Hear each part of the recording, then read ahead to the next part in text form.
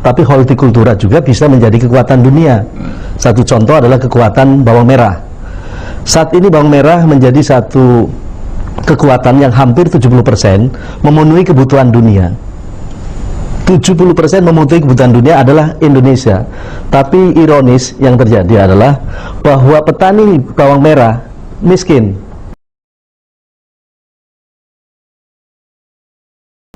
Selamat datang, Ki Ageng. Ketua Umum Dewan Bawang Merah Republik Indonesia. Terima kasih. Menyambung tadi dari Pak Menteri ya, saya menyambut gembira dengan konteks apa yang diprogramkan pangan menjadi kekuatan.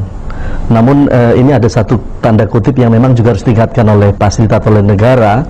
Dalam hal ini pertama adalah mestinya membangun sistem. Negara dan pembangunan nasional ini diprioritaskan terhadap sistem pertanian. Tapi pertanian di sini tidak hanya fokus ke pangan, tapi hortikultura juga bisa menjadi kekuatan dunia. Satu contoh adalah kekuatan bawang merah. Saat ini bawang merah menjadi satu kekuatan yang hampir 70% memenuhi kebutuhan dunia. 70% memenuhi kebutuhan dunia adalah Indonesia. Tapi ironis yang terjadi adalah bahwa petani bawang merah miskin, bangsanya kaya, negaranya kaya, bangsanya miskin. Itulah tadi pertanian di tingkat hortikultura, antara lain bawang. Bawang, saya mengambil satu kekuatan bahwa karena bawang ini adalah filosofnya adalah mata dunia, matanya bumi, maka dengan terdistribusinya bawang merah ini nanti di tingkat nasional maupun dunia akan melihat kemampuan potensi daerah-daerah kita termasuk dunia. Dan khusus di Dewan Bawang Merah Republik Indonesia, walau baru lahir tanggal 9 bulan ini, namun kami sudah siap mencanangkan pada tahun 2015, ini mumpung ada Pak Menteri juga, itu kita siap swasembada bawang merah. Namun hanya persoalan ini tidak cukup tanpa didukung oleh sistem pembangunan pertanian yang pas. Ini tidak cukup. Karena apa? Pertama, negara harus turun tangan. Mungkin tidak hanya Pak Menteri, Presiden Republik Indonesia juga harus turun tangan.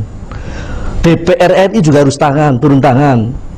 Termasuk MPR RI yang sekarang konon kabarnya sejajar dengan DPR RI juga turun tangan memperhatikan petani.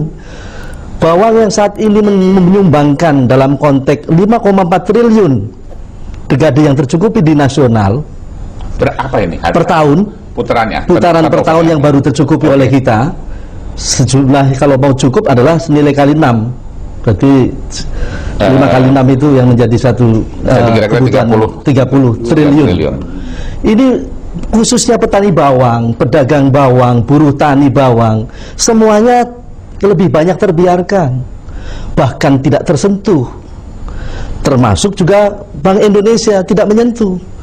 Jadi jumlah nilai itu adalah kreativitas dari petani.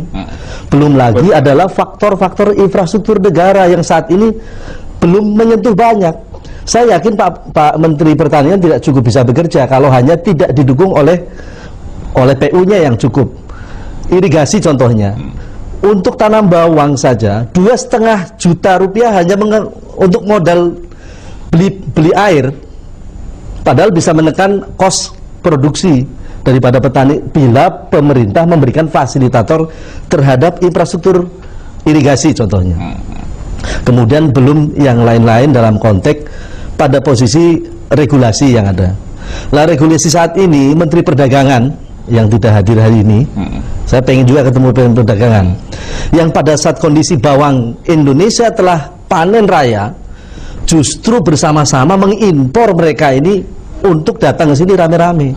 Sekalipun, ya gimana? Anda jual berapa bawang dalam negeri? Pada kondisi saat ini dalam negeri di produsen itu sampai ada harga sampai 3.400 sampai 5.000 ini saat sekarang. Padahal bawang merah harus dijual di atas angka 7.500. Baru petani itu untung. Kalau bawang merah dengan 7,5 itu iya 7.500 sekarang. Karena tadi faktor tadi obatnya mahal, pupuknya mahal, tenaga mahal. Ya jadi kalau misalkan terjadi seperti ini, impor besar-besaran, terjadi tidak diimbangi dengan pemerintah, menyetop atau dalam posisi membatasi regulasi tadi, bahwa konteks pada saat bawang Republik Indonesia turun panen, kurangilah importnya. Kalau saatnya membutuhkan memang ada bibit yang diimport, itu oke. Silakan juga dilakukan. Ini yang terjadi malah impornya bibit, tapi jual adalah di konsumen adalah nilai yang sebenarnya. Sehingga apapun keadaannya rakyat kita ini mau tidak mau dijejelin dengan bawang impor terus yang lebih murah. Lah akhirnya apa yang terjadi? Rakyat kita itu nanti tidak akan ada bawang kita. Seperti bawang putih sekarang. Bawang putih saat ini tidak ada bawang putih kita. Karena terus dijejelin dengan bawang impor. Tidak memungkiri dengan perjanjian, ya katakanlah pasar bebas dan sebagainya. Tapi Indonesia ini, Republik ini yang punya sistem sendiri, yang bisa lebih kuat, lebih bangun, lebih bangkit. Saya menyambut baik kaitan dengan tadi singgungan terigu contohnya. Ini merupakan satu kesalahan yang pada akhirnya sekarang kita dipaksakan rakyat ini makan terigu. Anak kita saja bangun tidur mintanya mie. Akhirnya dolar, rupiah lari ke dolar. Nah ini pengaruh besar. Persoalan pertanian sebetulnya bukan hanya bawang saja, tapi produk-produk pertanian di tingkat yang lain pun masuk. Kenapa persoalannya tadi disinggung oleh Pak Menteri? Tidak adanya distribusi yang baik. Maka ada saatnya lah negara memikirkan satu badan penyangga dan distribusi hasil pertanian Indonesia. Sehingga apa? Tidak memikirkan hanya produksi. Karena Menteri Pertanian tidak akan mampu hanya produksi tok. Harus dibantu oleh Menteri Perdagangan, dibantu oleh Menteri Perhubungan, karena menyangkut soal distribusi. Kami kemarin kirim bawang ke Makassar. Saya jadikan di sana untuk distribusi ke Makassar 500 ton itu. Untuk dekade yang per satu kontainer saja itu hampir memakan dana hampir 50 juta untuk pengiriman saja. Sehingga baru-baru saja saya memikirkan bagaimana di Dewan Bawang Merah Republik Indonesia itu ada Badan Penyangga dan Distribusi Bawang Merah Nasional.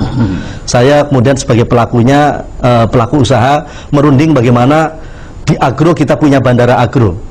Kami akhirnya menuin DPR RI, DPR di Jember, ada bandara yang nganggur. Kita akan ambil alih, dan memang sudah kita ambil alih. Kita akan rehab sebagai bandara agro pertama di Indonesia. Dan untuk tujuannya pesawat mestinya iya. itu. Betul nggak? Bandara-bandara yang lain. Jadi berani yuk. Rangkaian dari konteks urusan pertanian ini tidak hanya cukup memikirkan produksi. Ini yang menjadi catatan kepada Pak Menteri juga, kepada ini pakar ekonomi, pakar pertanian kita ini. Jadi ternyata ini rangkaiannya sangat terpadu. Dari kebutuhan keluarga petaninya, kemudian pemerintah tempatnya, hasil buruhnya, infrastrukturnya, transportasinya, pedagangnya, mentalnya juga, termasuk juga para orang-orang dalam ini konsumen harus menolak. Emangnya rasanya beda? Rasanya beda. Kalau bawang kita Indonesia dari 11 produsen bawang merah di Indonesia ini, itu beda rasanya dengan bawang India misalnya, bawang Burma, bawang Thailand, beda rasanya. Beda.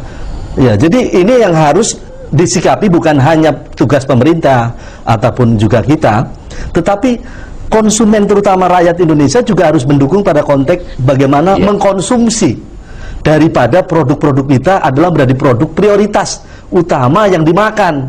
Artinya sedikit membayar mahal untuk produk dalam negeri, tapi membela petani. Betul. Ini yang terjadi apa? Orang bangga dengan makan apel Amerika, sementara apel Malang, padahal produk apel itu cuma 3 di Indonesia. Batu, itu baru sebagian kecil, terus kemudian di Ponjokusumo, yaitu mewakili Malang, kemudian Nongko Jajar, itu contoh kecil aja. Apel konon kabarnya, menurut penelitian di Inggris maupun di mana-mana, Indonesia terbaik. Bisa merah sekarang, nggak hijau lagi. Iya, bisa merah ataupun juga jenis yang hijau aja. Tapi artinya konsumsi gizi ini tidak diperhatikan oleh khalayak kita. Kenapa? Faktornya mungkin karena distribusi tidak nyampe kepada titik awal yang di pulau mana dia bisa ini. Tapi masalahnya sekarang juga perdagangan, lagi-lagi perdagangan. Pada konteks di swalayan misalnya, hampir tidak ada apel kita. Oke. Jadi ini masalah yang sangat harus kita bangun, bagaimana sistem pembangunan pertanian nasional ini gimana sih? Coba kita duduk bareng lah. Oke. Rakyat, menteri-menteri yang terkait, bukan hanya Menteri Pertanian.